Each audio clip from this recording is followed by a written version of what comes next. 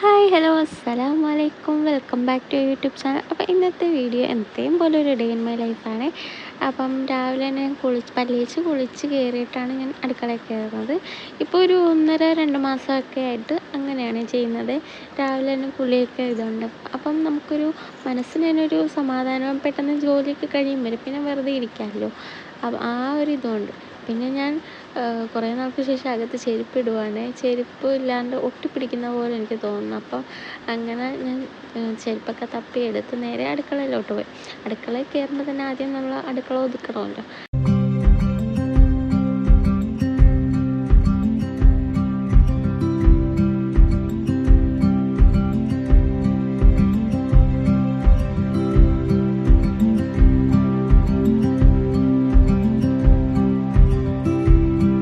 തലേന്നത്തെ കറി ഉണ്ടായിരുന്നു ചൂടാക്കാൻ. അതങ്ങനെ ചൂടാക്കി. പിന്നെ ചോറ് തിളപ്പിച്ച് വടിക്കണമായിരുന്നു. അതിനിടയ്ക്ക് ചായക്ക് വെള്ളവും വെച്ച്. അപ്പോൾ പുട്ടും കടലയുമായിരുന്നു. അപ്പം പുട്ട് കുഴയ്ക്കാൻ വേണ്ടി വെള്ളം വെക്കത്തില്ല. അപ്പോൾ ചായയുടെ വെള്ളം തന്നെയാണ് പുട്ട് എടുക്കുന്നത്. എന്നിട്ട് പുട്ടിനെടുത്ത് കഴിഞ്ഞിട്ട് പിന്നെയും വെള്ളം ഒഴിച്ചിട്ട് ചായ വെക്കാമല്ലോ. അപ്പം പുട്ടൊക്കെ സെറ്റാക്കി. പിന്നെ ഞാൻ കറി യൂട്യൂബിൽ നോക്കിയാണ് വെക്കുന്നത്. അതുകൊണ്ട് ഞാൻ ഇടയ്ക്കിടയ്ക്ക് വീഡിയോ എടുക്കുന്നുണ്ട്. ഈ ഫോണിലാണ് യൂട്യൂബിൽ നോക്കുന്നത്. അതാണ് ഈ കിടന്ന് പറയുന്നത്. പക്ഷേ വോയിസ് അധികം ക്ലിയർ അല്ലാത്തതുകൊണ്ടാണ് ഞാൻ ആ വോയിസ് ഇടാതെ ഞാൻ രണ്ടാമത് വോയിസ് കൊടുക്കുന്നത്. അപ്പം ഇനിയുള്ള ജോലി അങ്ങനെ കാണിക്കുന്നില്ല. വലിയ ജോലിയൊന്നും ഇല്ല. ഇങ്ങനെ പുട്ടുണ്ടാക്കണം, കടലക്കറി വെക്കണം. പിന്നെ ഞാനൊരു കമൻറ്റ് കണ്ടായിരുന്നു, ഒറ്റക്കാണോ ജോലി ചെയ്യുന്നതെന്ന്. അല്ല, ഇക്കയുടെ ചേട്ടൻ്റെ ഭാര്യയാണ്, ഇത്തിയുണ്ട് ചെയ്യാൻ.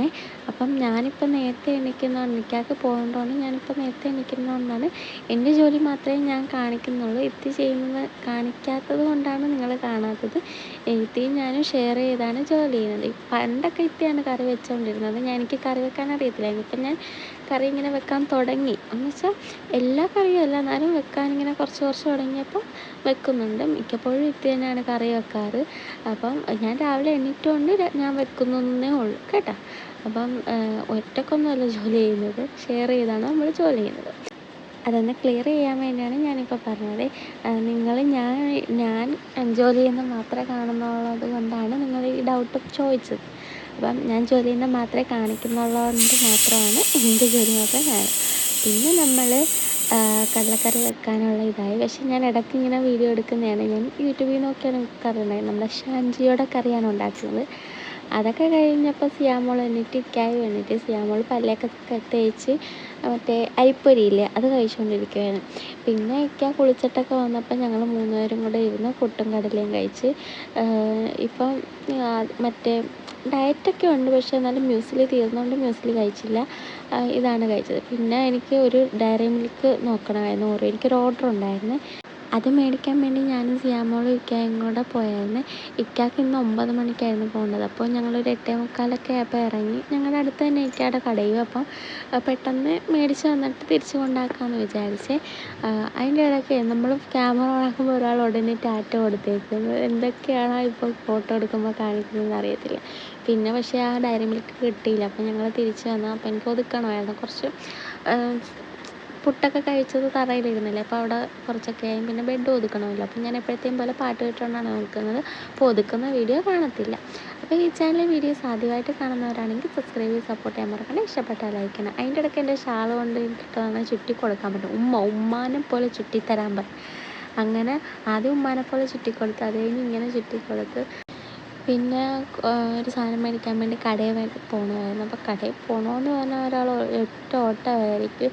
ഇപ്പം ഗേറ്റ് മറ്റേ ഞങ്ങൾ സാധാ പോലെ ഒന്ന് കുറ്റിയിടുമായിരുന്നു. അതൊന്നും ഇപ്പോൾ കുറ്റിയിടാൻ പറ്റത്തില്ല.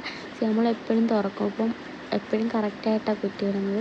പിന്നെ കടയിൽ പോയിട്ട് തിരിച്ച് വന്ന് മീന് ഫുഡ് കൊടുക്കണമായിരുന്നു. അപ്പോൾ അങ്ങനെ മീന് ഫുഡ് കൊടുത്ത്. ആരും ഇതുവരെ കമൻറ്റ് ചെയ്തിട്ടില്ല കേട്ടോ മീനിൻ്റെ പേരെന്തിടണമെന്ന്. അതുകൊണ്ട് ഞങ്ങൾ ഇതുവരെയും പേരിട്ടിട്ടില്ല. ആരെങ്കിലും ഒരു കമൻറ്റെങ്കിലും ഇട്ടിട്ടുണ്ടെങ്കിൽ ആ പേരെങ്കിലും ഇടാമായിരുന്നു.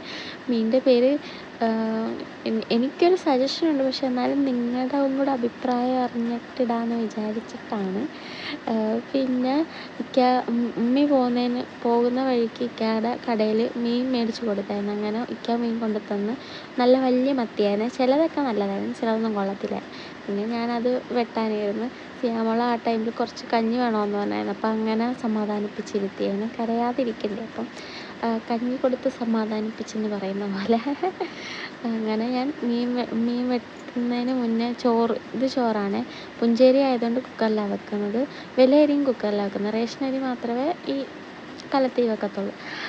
മീൻ വെട്ടിക്കഴിഞ്ഞ് തേങ്ങ ഇതാക്കാമെന്ന് പറഞ്ഞു. അതിൻ്റെ ഇടയ്ക്ക് ഞാൻ തേങ്ങാ വെള്ളം ഒരാൾക്ക് കൊടുത്തപ്പം ആദ്യം കുടിച്ച്, അത് കഴിഞ്ഞ് പിന്നെ ഉണ്ടാകാൻ നോക്കാൻ വേണ്ടി ഒന്നും കൂടെ എടുത്ത് കുടിക്കുമായിരുന്നു ഞാൻ തേങ്ങ രണ്ടാമത്. അപ്പോൾ പിന്നെ ഞാൻ കറിയും വെച്ച് ഒരു മീൻ സിയാമോക്കായിട്ട് പൊരിച്ച് പിന്നെ ബാക്കി വന്ന പാത്രമൊക്കെ കഴുകി വെച്ച്. അതിൻ്റെ ഇടയ്ക്ക് സിയാമോൾ കരഞ്ഞ് കുറച്ച് മമ്മ കൊടുത്തിട്ട് വന്നിട്ട് വെയിലത്ത് കിടക്കുന്ന തുണിയൊക്കെ ഉണങ്ങിയത് എടുത്ത് പിന്നെ ഉണങ്ങാത്തത് വെയിലത്തോട്ടൊക്കെ ഇട്ട് അതൊക്കെ കഴിഞ്ഞപ്പം ഇക്ക വന്നായിരുന്നേ. ഇക്ക വന്ന് ചോറ് എന്ന വീഡിയോ ഞാൻ എടുക്കാൻ പറഞ്ഞു. ഞാൻ സത്യം പറഞ്ഞാൽ എനിക്ക് എല്ലാ വീഡിയോ എടുക്കണമെന്നുണ്ട്, പക്ഷേ മിക്കതും ഞാൻ മറന്നു പോകും. ചിലപ്പോൾ ഫോൺ അകത്തായിരിക്കും. അപ്പോൾ എനിക്കൊരു മടിയാവും ഫോൺ അകത്ത് കയറി എടുക്കണ്ടേ. പിന്നെ ചോറൊക്കെ തിന്ന് കഴിഞ്ഞിട്ട് വാപ്പിയും മോളും കുറച്ച് കളിയൊക്കെ ഉണ്ട്. അതൊക്കെയാണ് ഇവിടെ കാണുന്നത്. അത് കഴിഞ്ഞ് സിയാമോൾ കിടന്നുറങ്ങും. ആ ടൈമിലാണ് ഞാൻ ക്രാഫ്റ്റിൻ്റെ പേജിലെ വീഡിയോ ഇടുന്നത്. അപ്പം നിങ്ങളോടൊരു കാര്യം പറയാം. ഞാൻ ക്രാഫ്റ്റിൻ്റെ പേജിൽ ഒരു 1K സബ്സ്ക്രൈബേഴ്സ് ആകുമ്പോൾ ഒരു ഗിവ് അവേ നടത്തുന്നുണ്ട്. അപ്പം നിങ്ങൾക്ക് പങ്കെടുക്കാൻ താല്പര്യമുണ്ടെങ്കിൽ ഒന്ന് ആ ക്രാഫ്റ്റിൻ്റെ യൂട്യൂബ് ചാനൽ ഒന്ന് സബ്സ്ക്രൈബ് ചെയ്ത് സപ്പോർട്ട് ചെയ്ത് വെച്ചേക്കണേ. ഇപ്പോൾ എന്തോ 333 സബ്സ്ക്രൈബേഴ്സ് എന്തോ ആയിട്ടുള്ളൂ. അപ്പോൾ എല്ലാവരും ഒന്ന് കട്ടയ്ക്ക് സപ്പോർട്ട് ചെയ്യണം. ഇതാണ് എൻ്റെ ഒരു ഹാപ്പി പ്ലേസ്.